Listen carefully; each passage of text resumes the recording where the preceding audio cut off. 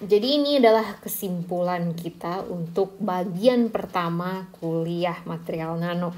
Jadi yang pertama adalah material nano memiliki physical property fisik yang berbeda dengan material bulknya. Jadi physical properties-nya change, ya, berganti. Beberapa penyebabnya adalah yang pertama, bertambahnya jumlah atom yang ada pada permukaan atau yang kita sebut dari tadi yang sering-sering kita ulang, yaitu namanya surface atom. Yang kedua, sehingga surface energinya bertambah sehingga dia lebih reaktif terhadap perubahan-perubahan di sekitarnya. Jadi surface energi ini menyebabkan material nano ini, tingginya surface energi ini menyebabkan material nano ini lebih reaktif terhadap perubahan di sekitarnya. Selain menjadi lebih reaktif, muatan-muatan pada material ini juga terconfine. Jadi yang seperti yang kita sudah bahas di electrical property, jadi dia tidak bisa pindah dengan gampang sehingga mempengaruhi propertinya juga. Lalu material nano juga bisa memiliki sedikit cacat karena ukurannya yang kecil, jadi kemungkinan terjadi cacatnya juga kecil. Dan more to be discovered, jadi masih banyak penelitian yang sedang berlangsung untuk mempelajari sifat-sifat fisik dari material nano ini. Ya, jadi physical property apa saja yang berubah yang sudah kita pelajari? Yang pertama adalah turunnya titik leleh yang dikarenakan oleh banyaknya surface atom yang memiliki dangling bonds yang menyebabkan ikatan-ikatan atom di permukaan itu jadi lebih cepat putus ketika dipanaskan. Nah, selanjutnya yaitu mechanical property, di mana material nano tersebut bisa memiliki kekerasan yang tinggi diakibatkan oleh berkurangnya cacat pada material tersebut. Kemudian ada untuk properti optik, untuk quantum dot semikonduktor, jika ukuran material diperkecil maka warna yang diemisikan akan bergeser ke warna biru karena bertambahnya ukuran bandgap, ya. Sedangkan untuk metalik nanopartikel, ketika ukurannya diperkecil maka akan mengalami yang namanya surface plasmon resonance yang menyebabkan perubahan warna bergeser ke arah merah.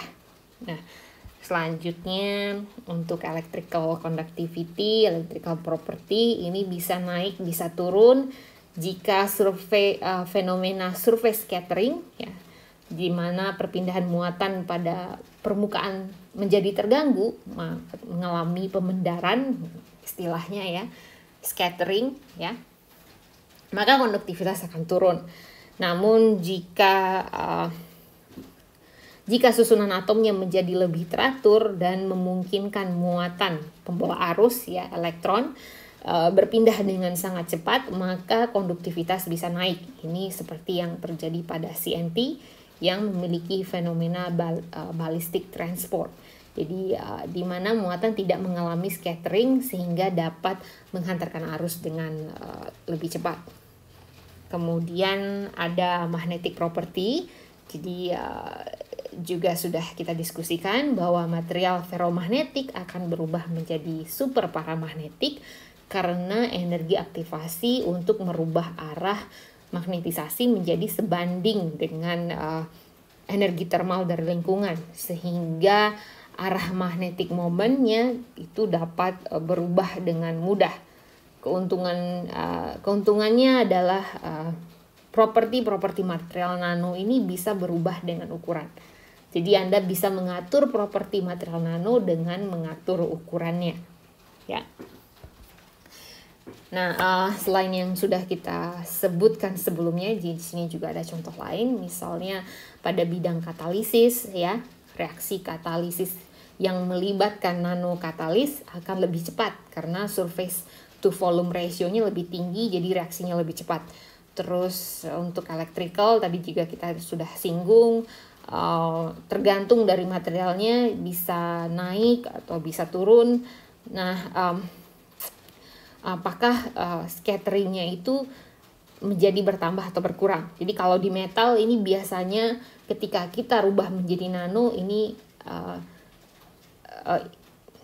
biasanya turun ya. Jadi electrical resistance-nya naik, berarti konduktivitasnya turun karena terjadinya surface scattering pada permukaan.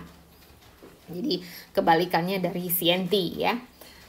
Terus kalau pada magnetik tadi terjadi superparamagnetism sehingga dibutuhkan coercive field yang lebih sedikit untuk merubah arah magnetic moment. Jadi data kita gampang rusak, gampang hilang ketika sudah terjadi superparamagnetic ini. Karena sedikit aja coercive field-nya dikasih, dia langsung berubah arah ya. Terus untuk mechanical secara umum kita meningkatkan kekerasan dan ketangguhan dan tetapi menurunkan keuletan, ini secara umum ya.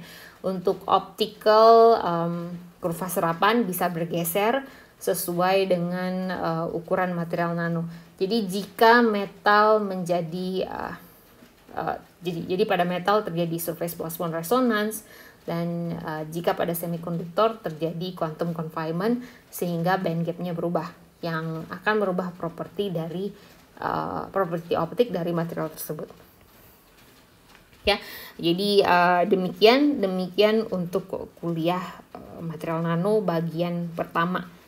Ya, terima kasih.